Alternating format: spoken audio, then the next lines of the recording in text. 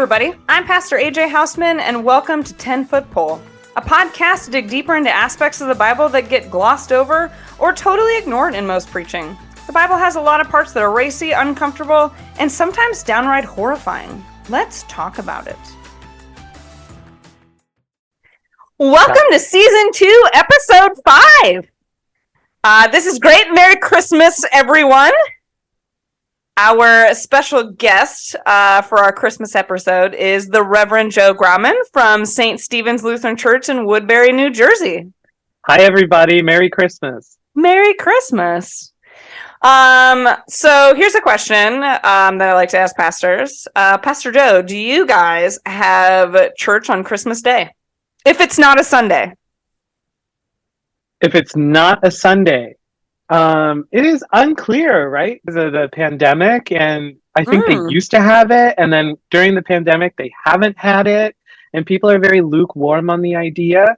I know I grew up never going to church on Christmas Day, and, you know, if I have to, I'll lead worship on Christmas Day. I've found that once I do show up, it's kind of nice and homey. There's not very many people there. But no, I would say if it were just up to me all the time, we wouldn't have church on Christmas Day. I've seen it done both ways, so it's just like a curiosity. Because I also, my church didn't have Christmas Day service growing up, so like that wasn't a normal thing.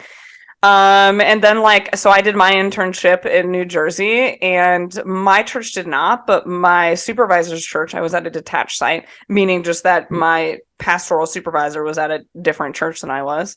His church did, and he wanted me to preach on Christmas Day, so I stayed for that. And then right after that Christmas Day service, got in my car and drove across the country to where my family lives in Iowa. So I spent Christmas Day in the car.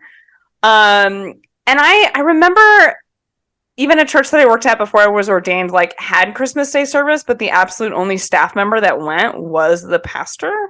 He kind of did that for, lots of people that don't necessarily have somewhere to be on Christmas. This is the place that there was just a little luncheon and an 11 a.m. service, that it was something for folks that didn't have big family traditions or something, they had a place to go and celebrate. So I've always kind of liked that idea, but I also know from a pastor perspective, if you do have family things, you're just kidding, guys. I won't be there because I have to go to church. So I know sometimes there's that internal struggle. So I was just curious what people are doing these days. Yeah. I mean, I'm curious too. And my experience has been the same, that it's nice when you're there. And often there's a small amount of people for whom it's really important, but the vast majority of people would rather not be there.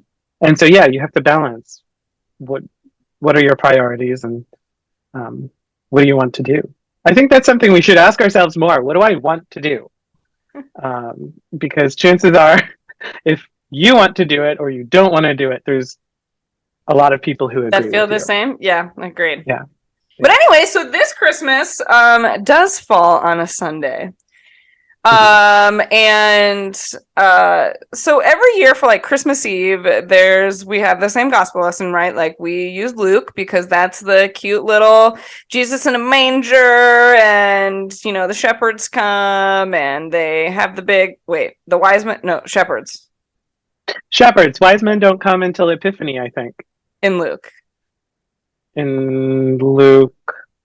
don't know. Oh no. I just talked about Matthew, and I'm trying to remember. It just all blends together. No, this is the problem. We blend it together so much. I know. The it wise is a men problem. are definitely the wise men. The main deal. The Magi come in Matthew. I'm not sure if they're in Luke. The Magi are definitely in Matthew. They're in Matthew, and Herod wants them to report back, and they trick so that he can kill Jesus, and then they don't. They don't. That's in Matthew. They're pretty cool. Okay. Anyways, yes, the shepherd and the angels are glory to God in the highest, peace be, all the people on earth. That's Luke. So we do that every Christmas Eve because that's because that's the dramatic one. That's the fun one. Well, that's there's the no one you birth want to story hear. in Mark.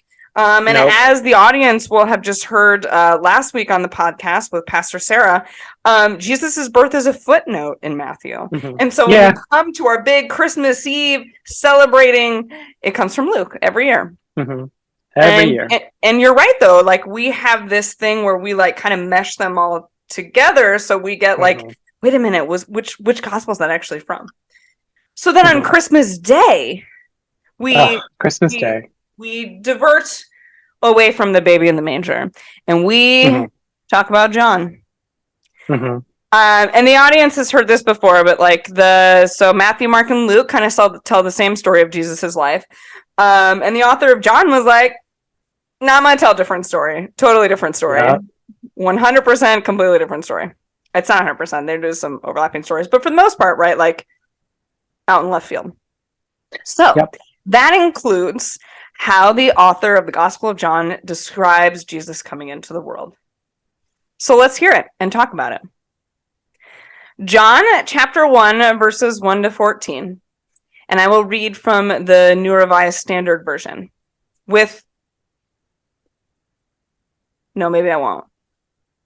I made some editorial translation notes for myself and can't decide if I want to read mine or just read the one that's in the New Revised Standard Version. What do you think I should do?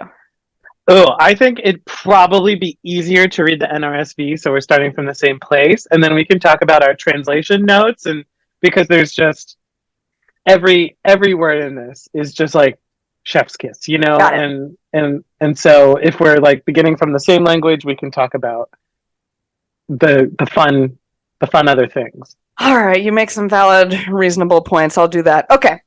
John 1, 1 to 14. In the beginning was the Word, and the Word was with God, and the Word was God. He was in the beginning with God. All things came into being through him, and without him not one thing came into being. What has come into being in him was life, and the life that was the light of all people. The light shines in the darkness, and the darkness did not overcome it. There was a man sent from God whose name was John. He came as a witness to testify to the light, so that all might believe through him. He himself was not the light, but he came to testify to the light. The true light, which enlightens everyone, was coming into the world. He was in the world, and the world came into being through him, yet the world did not know him. He came to what was his own, and his own people did not accept him. But to all who receive him, who believed in his name, he gave them power to become children of God, who were born not of blood, nor of the will of the flesh, or of the will of man, but of God. And the Word became flesh and lived among us. And we have seen his glory, and the glory as of a Father's only Son, full of grace and truth. The Gospel of the Lord. Ah, beautiful. So, as everyone hears here, there is no baby, no manger. No manger. I think so, like, you know, in a good Christmas fashion, we're going to say it from the Grinch, right? The gospel writer of John did not want to touch that baby thing with a 39.5-foot pole. And I say that. Also, every time I say 10-foot pole, it's hard for me not to sing the Grinch song, so I'm glad that we could at least reference that one. But I say that because it's like the author was like, ooh, babies, birth, that's super messy, it's bloody after. We're just not going to talk about that. There's none of it. Can't even go there. I feel like he didn't care in that too. Like, I feel John is like, you know what? I don't even know if he read Luke. I probably should have looked that up, but he was just like, not material. Like, we don't need to talk. Luke was all about, you know, Jesus's birth. It's like this heralded king, and lots of parallels with Caesar and all of that. And there's a lot of that in John. But I think John's much more like, listen up, folks. This is cosmic shit. Yes. Like, the Jesus is coming into the world, and like, it is beyond all this, you know. And it's like really poetic shit, but at the same time, you're also like, what? Mm-hmm. What is he trying to say here? Like, Right? don't understand. Yeah. He's I telling think a he's trying to poem, be and I don't mysterious. want to hear about it. I want to hear about a baby in a manger, and there were cute little animals, and the word was God, and the word was with God. And what? Mm-hmm. I remember as a kid, I was an incredibly nerdy child, still am an incredibly nerdy child of God. Mm-hmm. And like, I remember reading this with my friend, Kate, who was also a nerd. She's still a nerd too. And we were talking about like, we were both in middle school and, going through confirmation. And at least I didn't want to be in confirmation when I was in confirmation. And thinking, like, gosh, this is all so dumb. Like, read this. Can you get over? I was the In the beginning was the word, and the word was with God, and the word was God. Who writes this? And I think today, it's a big. I'm the same way. This is why I thought this is such good stuff to talk about. No, I Um, think if for those that are going to go to church on Sunday, Christmas Day, uh, whether because it's their tradition to go to church on Christmas or whether it's because it's Sunday, so they go to church, I think that there's still a lot of people that are sitting in their seats. It's Christmas Day. They're getting ready to hear all the fun Christmas carols. And then someone starts reading this from the pulpit and their eyes gloss over, right? Like they're done. yeah. They're like, no, we want to talk about baby Jesus. We want to sing joy to the world.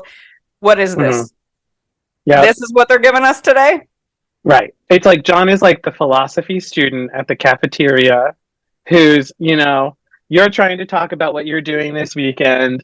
And he's like, guys, have you ever heard about Immanuel Kant? And it's like, nobody wants to deal with this right now. And he is. He's just, nobody can understand. He wants to set, I think, a dramatic and theological stage here Can I tell instead you of a fun story about it? This is just what you reminded me of. So Mary Erling was my faculty supervisor in seminary. Joe and I went to the same seminary. And she is honestly one of the smartest people I've ever met. Mm-hmm. And so in my my faculty panel, so when you're getting ready to graduate from seminary and you're going to get approved to become an ordained pastor in the Lutheran Church, one of the things that you have to do is you have a couple of faculty that question you, talk about your sermons, your theology, go over a few things, and sort of give a faculty stamp of approval that they believe you've done the work, you know what you're talking about, and that you're allowed to talk to other people about this stuff. Is the best way to put that. So I'm sitting in my faculty which panel. frankly is a standard we must cling to, honestly. Yes, it's a very, very important step. So I'm sitting in this, you're really nervous, right? You're ready, are they going to drill me on the confessions, on the whatever? And so the other faculty that was in the room was taking notes and writing down and doing questions. And it was one of those awkward silences where the other professor was taking notes and writing about my answer to whatever I'd just been questioned. And Mary Erling just goes, do you ever think about what Jesus would have seen going into Roman houses as a carpenter? The conversations that he would have overheard or been a part of. And I was like, you're like, am I being punked right now? I was like, is this one of the real questions? Do I need to answer this? And it was one of those things in the moment I was like, what is happening? What is going on? That later I look at it and I'm like, that is such an amazing philosophical question that no, I haven't thought about that because I'm not smart enough to think about that. So I think about maybe on Christmas, that's exactly what's happening with these gospel. Luke's no, I'm just going to tell you the story. This is exactly, what you need to know. Tell it like a, good storyteller does. And the author of the Gospel of John is just 12 steps ahead of everyone else and smarter and is thinking about things in such a more, enlightened philosophical kind of way. He's on a different plane. Exactly. Yeah. We are 2000 and late, and John is 3008. That's right. To quote the Black Eyed Peas, which shows you that I am old. That's fine. That is still on my running playlist. Oh my god, yes, right. My Spotify Wrapped came out, and everyone's like, "Oh, listen to all your oldies and Shakira and stuff." And I was like, "Listen, this is just what's on my running playlist, and has been on my running playlist since 2008." Yes, I have realized that like our generation and generations before us, all like we all just stopped listening to music in our like late teens and early 20s, Exactly. and it's just, I don't. Yeah, but I was thinking about that John is this kind of he's mystic, he's mystical, his mind is in the sky, it's in the heavens. And when I think about Dr. Erling and how grateful I am for her witness, it reminds me, like John is a beautiful example of how the church and society needs like the poet and the dreamer and and the wise people. It also reminds me how as Christians, and like, so some of us who are pastors might think about this sometimes, that often we're weirdly called to be like the quote wise people in the room, which is hilarious because like I don't know anything, but often people, like we can often be like, oh, this reminds me of this poem or something, and that's great. But also that is more broadly as Christians, right? That we are blessed with these stories and this poetry and these songs, and this is really poetry, right? Like it's not, it doesn't rhyme, but it doesn't rhyme. It's not poetry, done like poetry, but it's talking. It's all rich in metaphor and rhythm, and yeah, he's kind of saying Matthew, Mark, and Luke are like, okay, guys, so this is what happened, and John is like, but what really happened? Yes. And the Word was God, and the Word was with God. The Luna Lovegood of evangelists, I love it. Yes, I know. Yeah, I know. No, but right. I know. Obviously, what I've said is just so incredibly enlightening that. Okay. I can't believe. Yeah. This is when people go click, or that thud your finger makes on the smartphone screen. The Word became flesh. This is a very weird phrase that befuddles everyone's mind, and is one of those things that you're like, what? Yeah, is actually going on. Right. And I'll say, this word becoming flesh thing, and like, especially more imagery that we see throughout the Gospel of John, John really likes to talk about bread and you need to eat me and all that kind of stuff. When we hear that, this is why early Christians, by other cultures and stuff, were thought to be cannibals. They're like, oh, they're friggin' eating people in there. Like, you can't go there.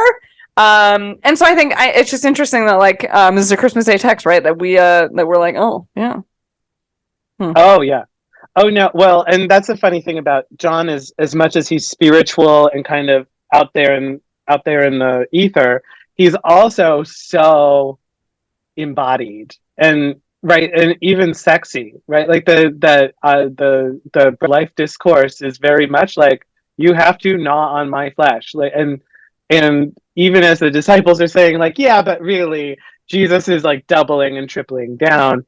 And here, the beautiful, it's such a beautiful piece of literature, the whole gospel, because here we have John's thesis statement, and you zeroed in right on the heart of this prologue, that the Word became flesh and dwelt among us, is from the beginning the radical and challenging and mysterious heart and core of our Christian faith, and it's also the whole point of John's gospel. Yep. That which is cosmic has become one of us. Yeah.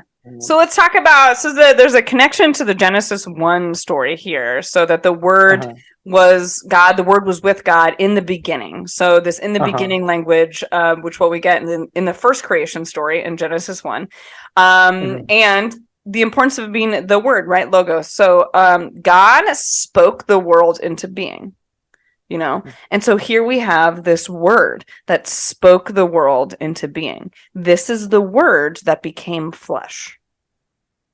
So something also to put in, with a more like mystical, philosophical mindset. So logos in Greek philosophy is described as reason. So if someone is like out of their wits, they would be without logos, is how that would have been described.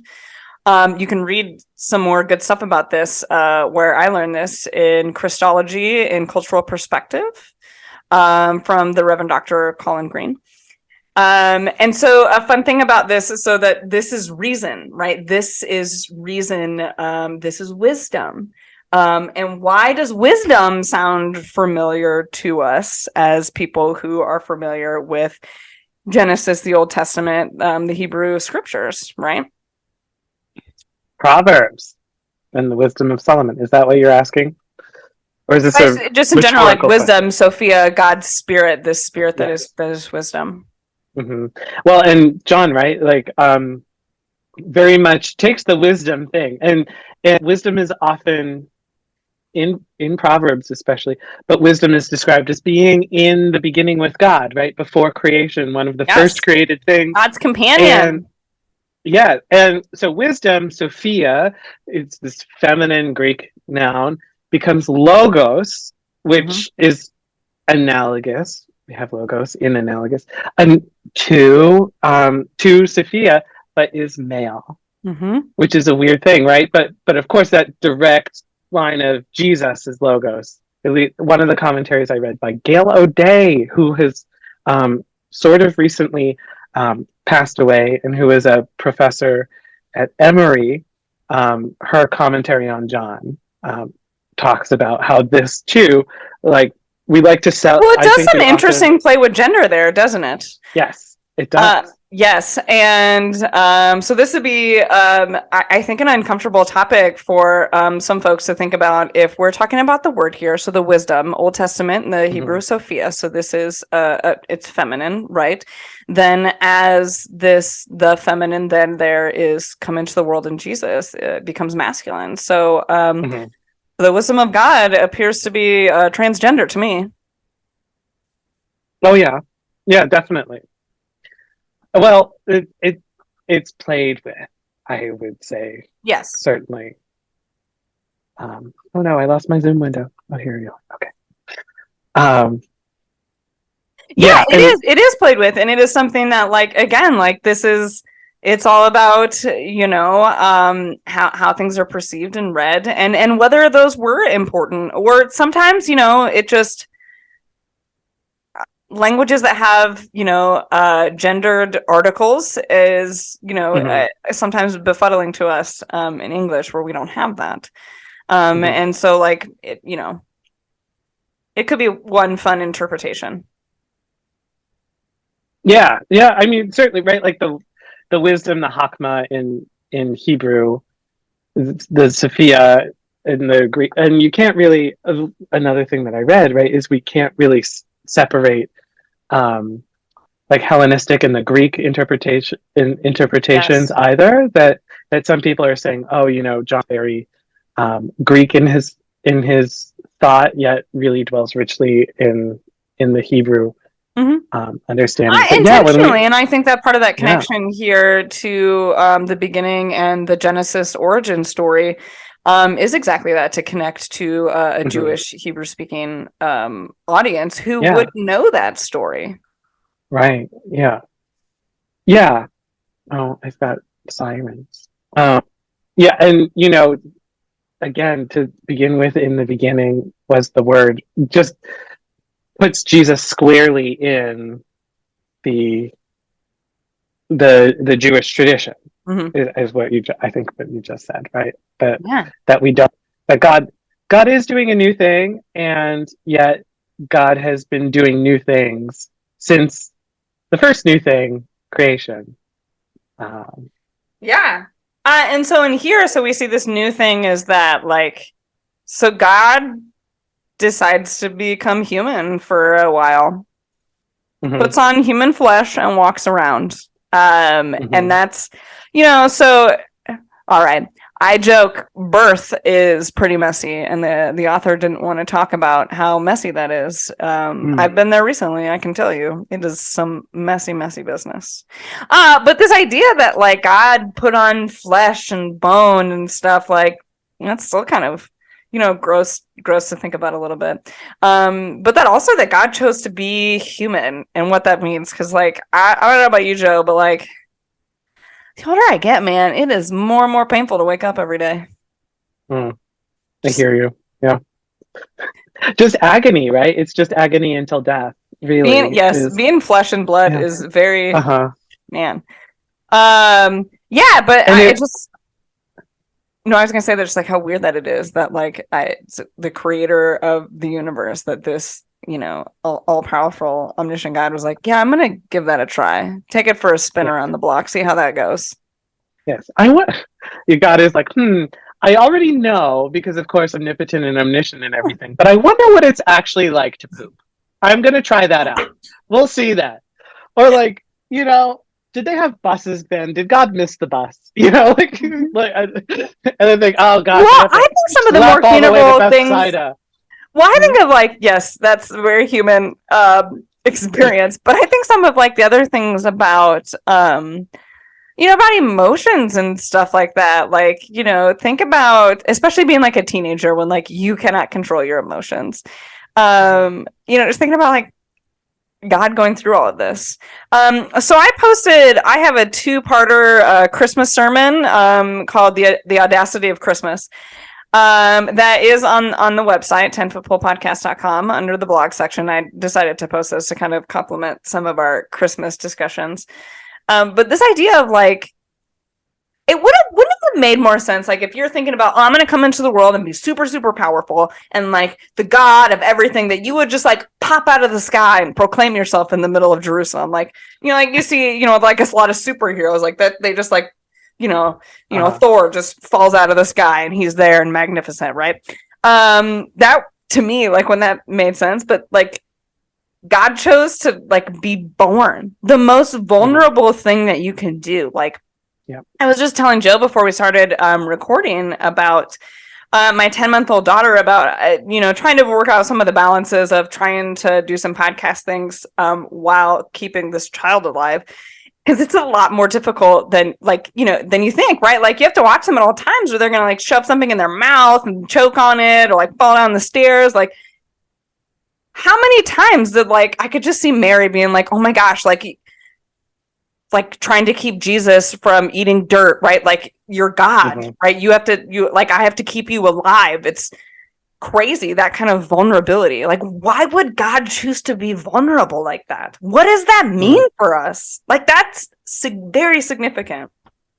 It is very significant. It's the heart of everything, right? This is why we do what we do, right? Because God has chosen to become vulnerable to us, right? That God, and you want to talk about God's inherent,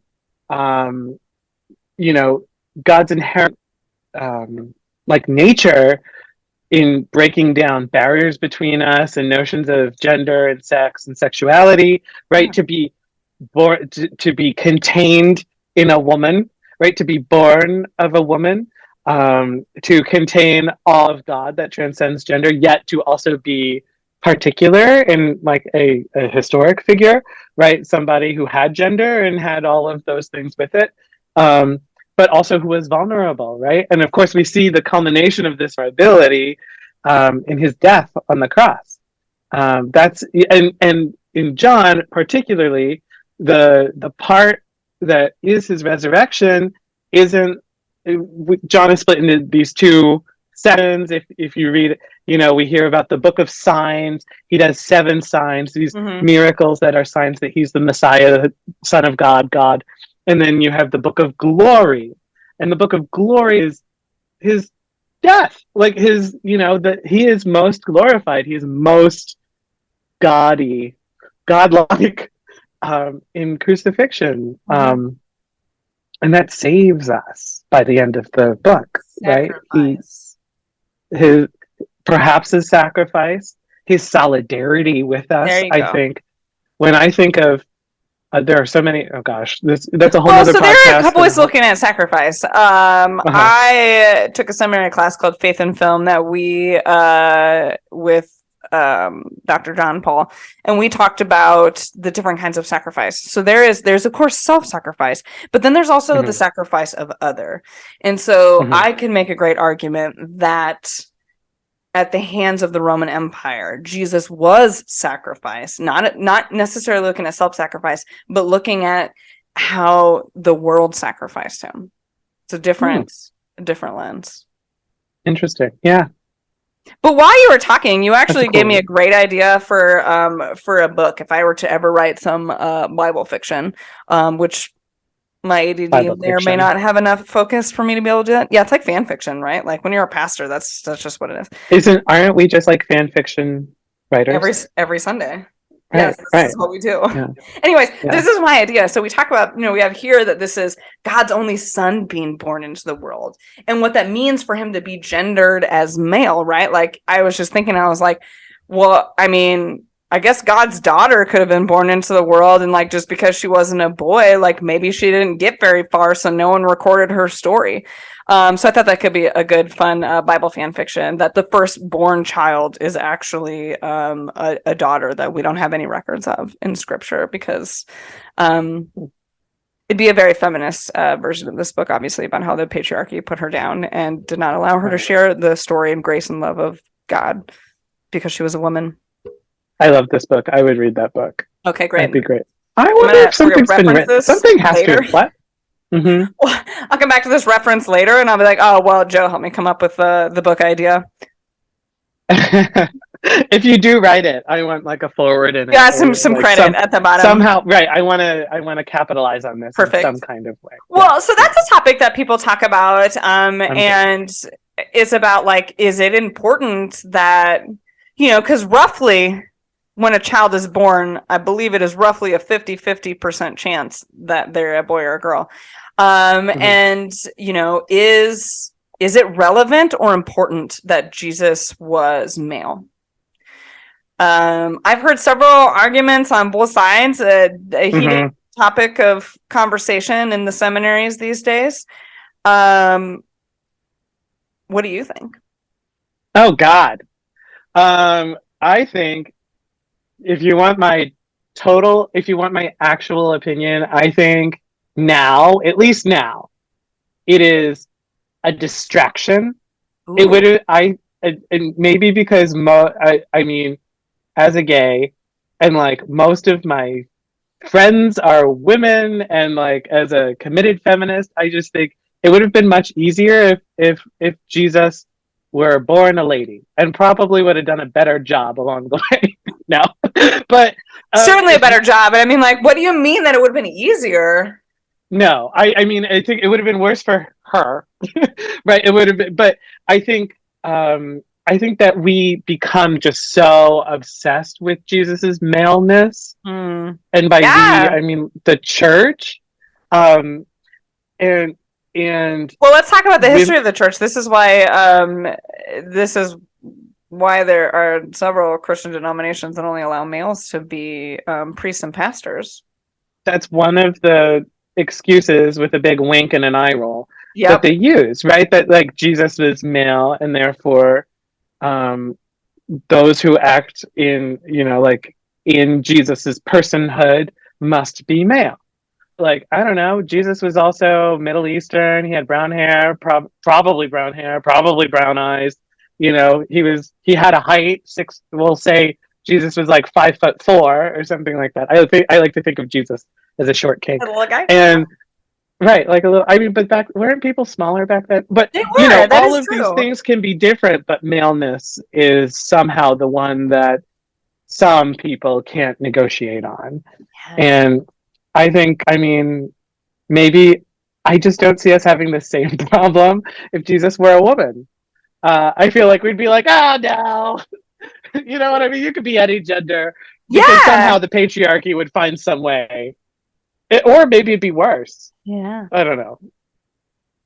This is good. That's the second book. I could just feel my career slipping away with every word, right? Just like, it would have been better if Jesus were a lady. Yes, that's the moral. Have Merry Christmas. That's the real moral of Merry Christmas. Would have been better if Jesus were a lady.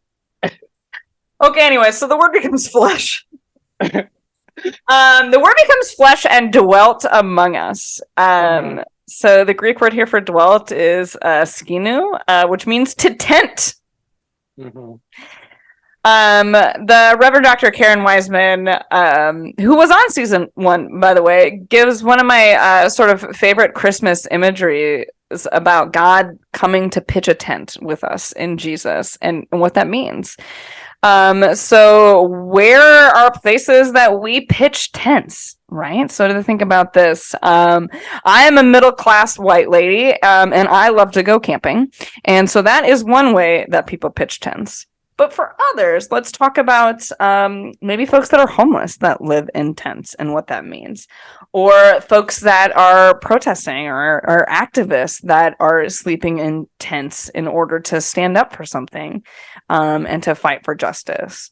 Or I think about, during the pandemic, and this happens in other places. It just also happened in the United States during the pandemic that we had medical tents that were set up, like emergency medical tents that were set up in the middle of urban areas, because that's how much extra help that they need. Also a place to separate those that had that. But I think about, like, you have Doctors Without Borders, like a lot of, we have these works, I just see it on TV, right? So this might not how to be as actually as at all. That, like, you see, these doctors working in tents, right? I just think about what are other places that, like, what does it mean when we say that, like, God dwells with us, that God would show up and pitch a tent with us? What that is.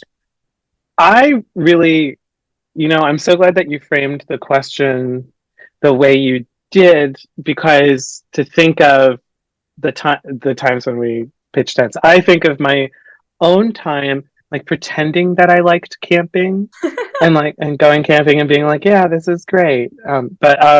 You mentioned right, homeless folks and people who are protesting, and then I think too about people for whom their culture is nomadic. Yeah. Right. And you're talking about camping. I thought about glamping and yurts, and this is how I got into nomadic people, right? And for whom their entire lives, their way of being, their society is organized on whether it's moving with migratory species or moving from place to place. Also, right, this brings us to the biblical reference of the tabernacle, right, and this tent when the Israelites were wandering in the desert and they hadn't yet set up shop, right? Bringing it back to the Hebrews and the fact that, right, like, the author definitely is writing for that audience too. Right, totally. But also, yeah, just this idea that God dwells with us and yet is also moving on the move. Comes along for the journey, right? Like, it's not. Right.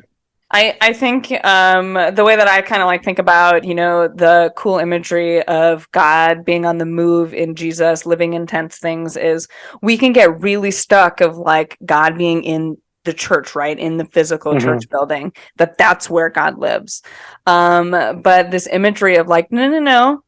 God's got a tent, man, a rucksack on his back, and he's going for it, is everywhere, is mobile and on the move.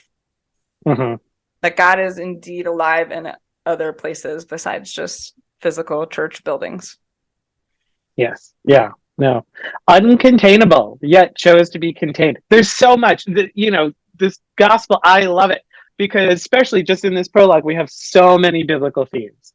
And it's just so dense that you could take, just the one thing, the skinu, and we're talking about, that there's a sermon, right? There's a sermon in just in the beginning was the word. Like, it's but yeah, that God is not in the church building.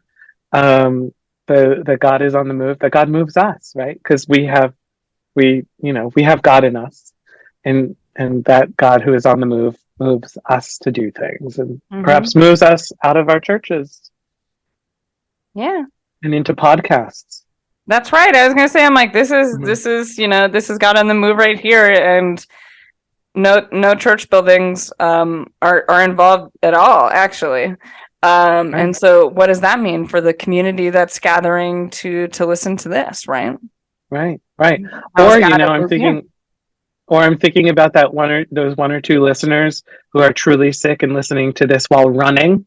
Like they're on the move, Yeah, you know. truly Yeah. sick. Well, those truly sick people would I run love and listen to podcasts. I actually love to run. So those of you who are sick and running, good for you. I am with you. Whatever your pace is, just accept it.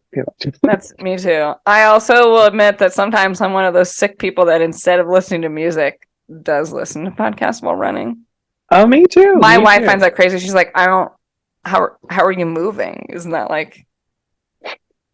Well, sometimes this I'm dead further just inside. compounds. This further compounds my bizarre brain. But sometimes if I'm listening to music with a driving beat, then I like the march with it, or Yeah, the beat affects my pace in a way that's not helpful.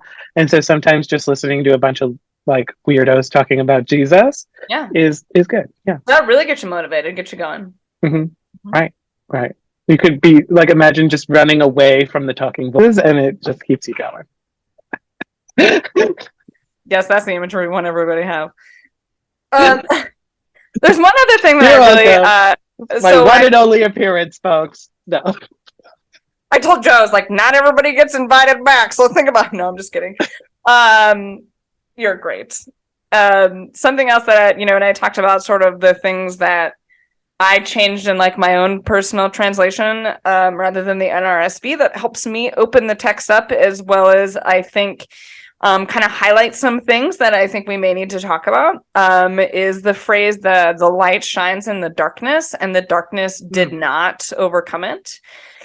This verse right here, so there is some interesting dichotomy that we get throughout scripture and then subsequently throughout Christianity that can pit this light against dark. And the way that it is manifested and been used in the past to really talk about sort of darkness bad, light good. And then what we see is folks that are dark get that association with bad. And then folks that are light get that association with good. And so this is a problem that we draw out of scripture that is not the intention of the scripture. And so I want to point out the word for darkness here, more accurately can be translated obscurity. So the light shines in obscure places, and the obscurity did not overcome it. And just take a moment to let that sink in and what that could possibly mean. Also, that there is a really great children's book that came out by some Lutheran folks this year called God's Holy Darkness. Oh my gosh, we have 2 copies of it. They just came in. I also have a copy of it for my daughter, which is great, by Becca Selnick and Cherie Green. Oh, awesome. I'm really glad that we're talking about this now, because one, it's a huge problem, right? The pain that the church has caused, and especially when we think about biblical interpretation, we haven't even touched on John and the Jews yet, because that's a whole thing. We as in the podcast have. There are episodes that folks can go back and listen to in season 1. Oh, good. Which they should, because it's a delightful podcast. At least the one that I'm on. So I'm joking. So you're right. This is the most delightful episode that most exists. delightful. As you're just delete.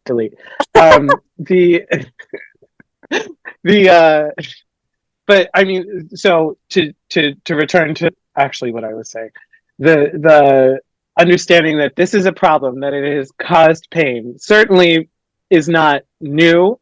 But the fact that we are talking, that mainstream majority white congregations are talking about, not that those are the same thing, but are talking about it, has really allowed for, I think, a new flourishing, right? But okay, specifically Lutherans. Yes, I just want to call it the Lutherans are the very, very, very white church, and so we need to own that in our own conversations. Yeah, right. But also, we're not the only mainstream Christians, is what what I mean. Yes, very true. But yes, majority white churches. The fact that we're wising up so to speak, is so good because it's also flourishing of new and better language to talk about this, right? And just, books like God's Holy Darkness, like just wonderful because they point to us new ways to understand God Yeah. and to experience God. Yeah. And you just point that out, right? To experience God from a perspective that is different than maybe what we're used to or what we've grown up with or how we've read scriptures, or even just the recognition that the way that we read scriptures is offensive to other people. Yeah, absolutely. And to wrestle with that, to sit with that. Yeah. And I mean, just, if you want to start looking at all of the ways that our sin, right, comes into even, you might say, even scripture, probably especially scripture, but even, yeah. Yeah. I did want to talk, a little bit. One of the things that Gail O'Day, who I mentioned before in her commentary, she sets up this idea of, we often think about Jesus as the historical Jesus, right? Versus this spirit Christ. The person who we can, Jesus is, you might think of Jesus as God versus Jesus as the dude from Galilee, and that John in his prologue here, like, completely gets rid of that dichotomy, that he brings up this understanding of, he talks about the cosmic and the story of, like, the actual people involved in the gospel. It's woven together and inseparable. Yeah. I heard a good sermon along this lines once about we I'd say for the most part we acknowledge Jesus as both fully human and fully divine is what we profess. And so some would say that, like, if it's sort of like Mark versus John, that, like, Mark is the really, really human Jesus, this historical account, this historical figure. And that John really focuses on the really, really divine Jesus. And that this connection to God and what it means for what his divinity, to focus on that as the important aspect. And I think, what you're framing here is that in the beginning here, we clearly, like, Jesus is labeled here that he is one with God, is the divine. And then, what it means that, like, chooses, it then puts on flesh and walks around, and we're getting that both and. Yeah, because I see, I think I would probably, of course, I didn't hear the sermon, and it's probably more nuanced than that, but I would probably push back a little bit against that there's just as much, like, historical Jesus content in the book of John as the rest. And I think that this prologue actually, as cosmic as it is, really right away, because, verse 6, he talks about there was this man sent from God whose name was John. Right away. And then we go back to some of the more cosmic business. And then we hear the story of John, and that maybe the other three are way more historical, and John is closer to the spiritual on the other side. But no, I think the historicity, the fact that Jesus was, like, a real dude who, like, walked around and missed the bus. Even though that's very ahistorical. Maybe they had like bus carriages, right? I don't know. And that's just as relevant. That's just as relevant. Maybe just as relevant for John, but not necessarily as emphasized as the other three. Well, I think I love it. Also, I heard that sermon like 8 years ago, so like Uh-huh. I could have done terrible memory and paraphrasing as well.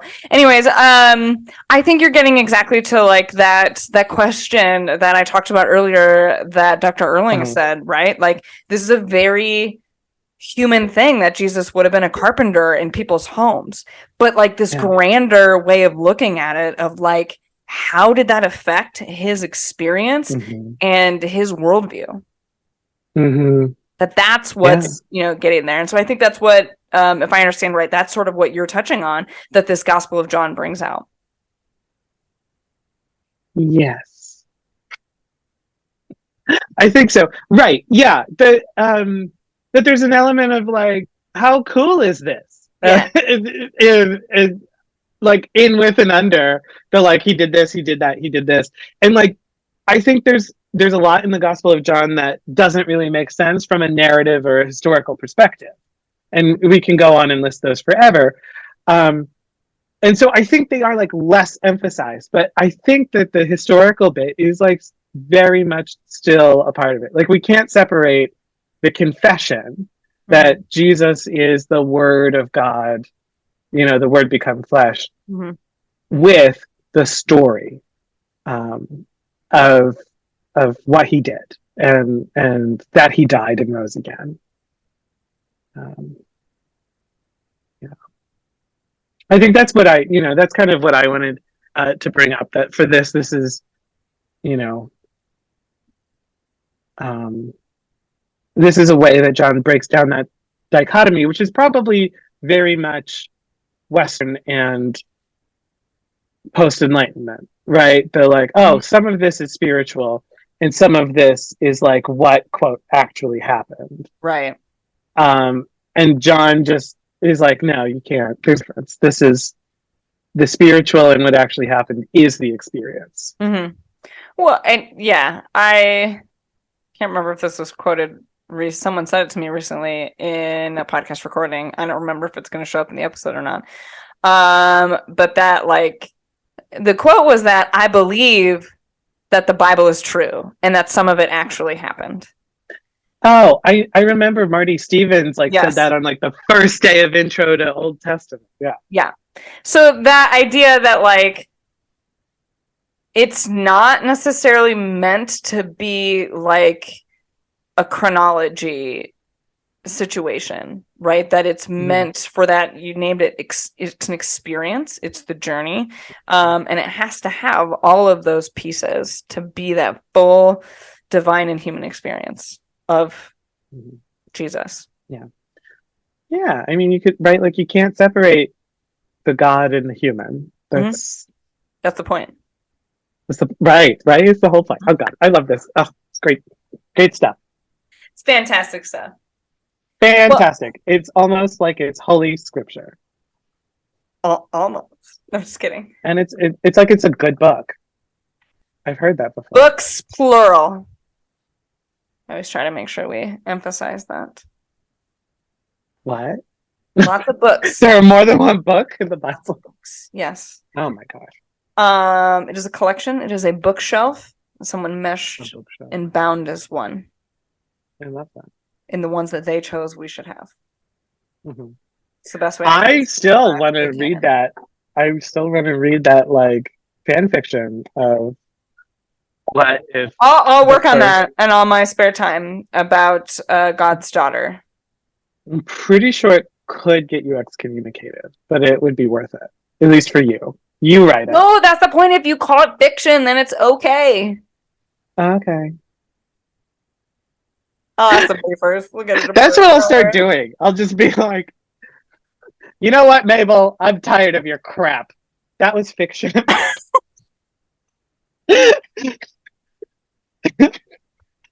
Can you do that just like in all meetings in life now? And it's just like all meetings. I'm just gonna say that was fiction. It's like that awkward Midwestern where you like say something that's offensive and then you're like, JK. Just kidding. Just kidding. My favorite is that I'm just saying. Just saying. Actually doesn't It actually doesn't make it better. Like, yes, or, you did just say that. You are correct. You did just say out of your mouth. You said it out loud.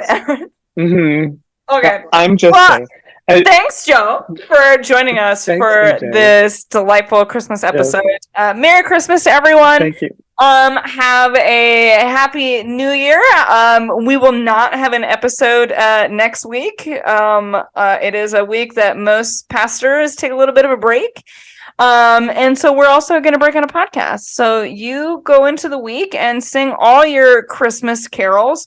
And then remember that Epiphany is right around the corner, and we'll talk about that, but take a break. I also just have a little announcement, everyone. There is merch coming. And by coming, it may be out by the time that this episode airs. That there is merch, there may be merch. It's in the process, or it may already happen. This is in 2-week time, so I'm gonna, it's gonna be there. There will be things that you can buy that will have podcast logos and fun saying and stuff on them. This is purely for your enjoyment, as well as some of the proceeds do go to support the podcast. So this is our little fundraiser, as well as you can have a cute mug or a pint glass or something that says your favorite podcast on it. That's what I got. Anyways, please share the podcast with your friends and family, with those that you think could enjoy just some good, hearty, fun Bible conversations that are also a little bit challenging. And you can learn more about the 10-Foot Pole Podcast at 10footpolepodcast.com. And you can find us on Facebook and Instagram at 10-Foot Pole Podcast. And wherever you listen to podcasts, please subscribe, and you'll get cool little notifications on your phone when new episodes come out. And remember that the 10-Foot Pole Podcast is a ministry of the Delaware Maryland Synod. And you can learn more by going to demdsynod.org. All right.